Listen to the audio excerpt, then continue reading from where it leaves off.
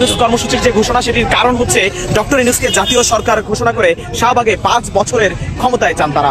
আগামী 5 বছরের জন্য ডক্টর ইউনূসকে ক্ষমতায় চান সাধারণ মানুষ। এমন কার্যক্রমে এমন একটি ব্যানার এসে শুনেছেন, গতকালকে গভীর রাত থেকে আমরা ঢাকা শহরের বিভিন্ন জায়গায় মার্চ ফর ইউনূস একটা ব্যানারে এই মিছিল দেখছি। এমনকি আজকে যখন আপনি নিউজ দেখছেন হয়তো অনেক রকমের প্রোগ্রাম দেখছেন, তবে এই প্রোগ্রামগুলোর যারা আয়োজক এরাই বেসিক্যালি সারা বাংলাদেশে ভেজাইল্লা কর্মকাণ্ডের অন্তর্ভুক্ত। কারণ কি, এদের যে স্লোগান কি লেখা আছে, ইউনূস থাকুক 5 বছর, পরে নির্বাচন, আগে সংস্কার। এই কথাটা কোন রাজনৈতিক মতাদর্শের কোন ব্যক্তি অথবা গণতান্ত্রিক মতাদর্শের কোন ব্যক্তি এটাকে সাপোর্ট করার সুযোগ নেই। শুধুমাত্র ডক্টর ইউনূস ক্ষমতায় থাকলে যারা আম খাবেন, কাঁঠাল খাবেন, লিচু খাবেন, তদবির বাণিজ্য করবেন, ব্যবসার লাইসেন্স নেবেন, ধান্দাবাজি করবেন, এরাই মেইনলি চায় ডক্টর ইউনূস 5 বছর থাকুক।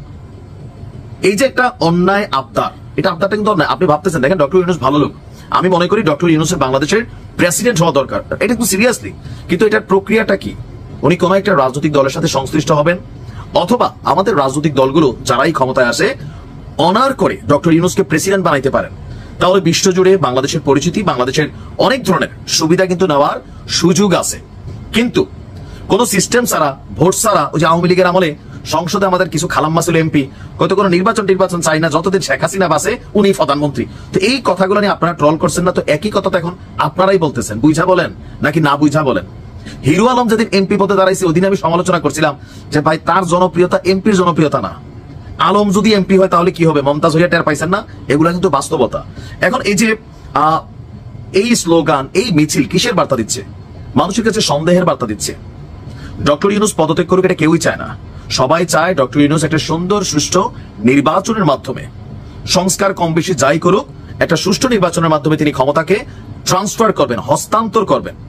কিন্তু তিনি নিজে নিজে 5 বছর ক্ষমতা থাকবেন, তার পক্ষে এরকম বক্তব্য যারা দিচ্ছেন, আপনারা তো ভাই এই লোককে আরো বিপদে ফেলতেছেন রাজনৈতিক পয়েন্ট অফ ভিউতে।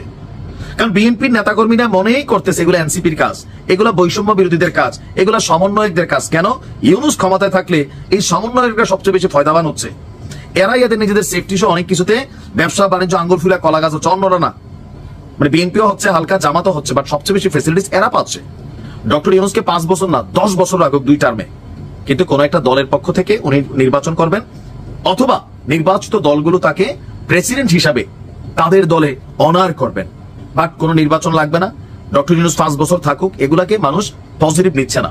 এমনকি কেউ কেউ বলছেন ডক্টর ইউনূসের ক্ষমতায় রাখার জন্য নতুন ধরনের একটা খেলা, আর পেছনের পৃষ্ঠপোষক জাতীয় নাগরিক পার্টি অথবা আরো প্লাস মাইনাস ব্লা ব্লা ব্লা, যারা বাংলাদেশকে অস্থিতিশীল করতে চায়। এই কর্মকাণ্ডগুলা আবেগের বশে যখন আপনি করতেছেন, এটা আরেকজনের জন্য ভাই বিরক্তির কারণ অথবা টেনশনের কারণ যে ডক্টর ইউনূস তাহলে এরা কারা, কই থেকে আসতেছে, মার্চ ফর ডক্টর ইউনূস কেন তৈরি হবে?